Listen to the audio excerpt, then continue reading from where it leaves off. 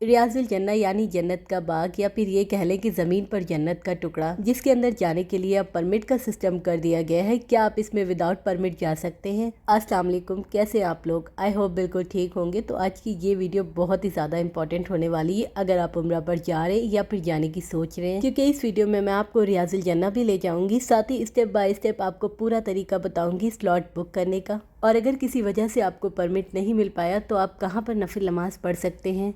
तो रियाजुल जन्ना में अंदर जाने के लिए ये जो हरा गुंबद है यानी रोज़ा रसूल, इसके पास से ही औरतों की एंट्री की लाइन लगती है।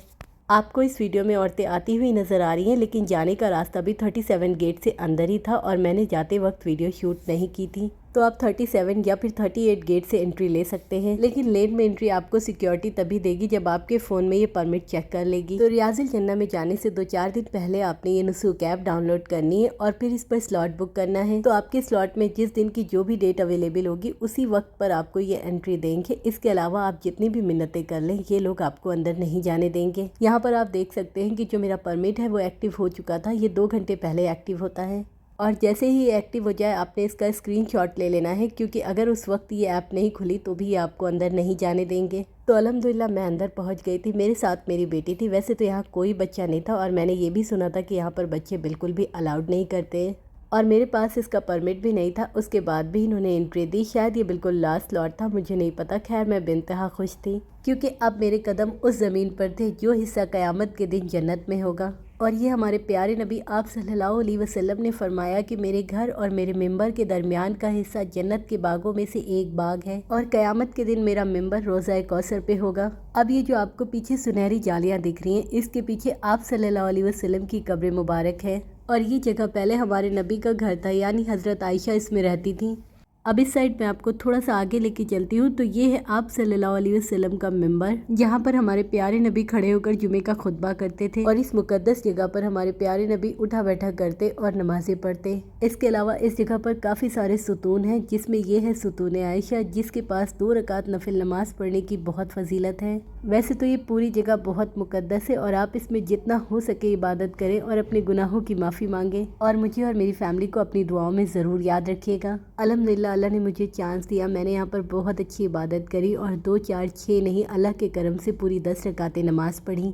तो वैसे तो यहाँ पर बहुत भीड़ है, लेकिन आपने हिम्मत करनी है और थोड़ा थोड़ा करके आगे जाना है। और इस तरह बिल्कुल आगे की लेन में आपको जहाँ पर जगह मिलती जाए आप 2-2 रकात करके नियत बांधें और नमाज़ पढ़ें। तो ये जो पीछे के वाइट पिलर हैं, आपने यहाँ पर नमाज नहीं पढ़नी है, आपको आगे जाके इन पिलर्स के पास नमाज पढ़नी है, जिसमें ये ब्राउन टच है, क्योंकि यही सारे सुतून हैं और इसी के पास का हिस्सा रियाजुल जन्ना का है। क्योंकि उस दौर में ये जगह काफ़ी छोटी थी और अब इसे एक्सपेंड किया गया है, इसीलिए आपको एंटर होते ही जो जगह मिल जाए आपने वहाँ पर नमाज नहीं पढ़नी है, आपको आगे से आगे जाकर ही नमाज पढ़नी है। क्योंकि अल्लाह पाक ने जब हमें इतना खूबसूरत मौका दिया है तो हम इसे क्यों ज़ाया होने दें, और ये चांस अल्लाह पाक हर मुसलमान भाई बहनों को ज़रूर दें। आमीन सुम्मा आमीन। अब मैं आपको बताती हूँ कि अगर आपको इस जगह का परमिट ना मिले तो आप किसी और गेट से क्या अंदर आकर यहाँ पर नमाज पढ़ सकते हैं। क्योंकि यहाँ आने से पहले मैंने भी कुछ वीडियोस देखी जिसमें बताया गया कि गेट नंबर 21 और 32 से जब आप एंट्री लेते हैं तो विदाउट परमिट आप रियाजुल जन्ना जा सकते हैं और नफिल अदा कर सकते हैं। तो इस बात में कितनी सच्चाई है, इसे देखने के लिए मैं फजर के बाद गेट नंबर 21 से एंटर हुई हूँ, और थोड़ा आगे चलने के बाद मुझे यहाँ पर वही शेड्स नजर आए जो कि रियाजुल जन्ना में सुनहरी जालियों को कवर करने के लिए लगाए गए हैं। शायद इसीलिए लोग कंफ्यूज हो जाते हैं और इस जगह को रियाजुल जन्ना का हिस्सा समझते हैं, लेकिन हकीकत में ऐसा नहीं है, बल्कि ये जगह रियाजुल जन्ना के काफ़ी करीब और पीछे की है।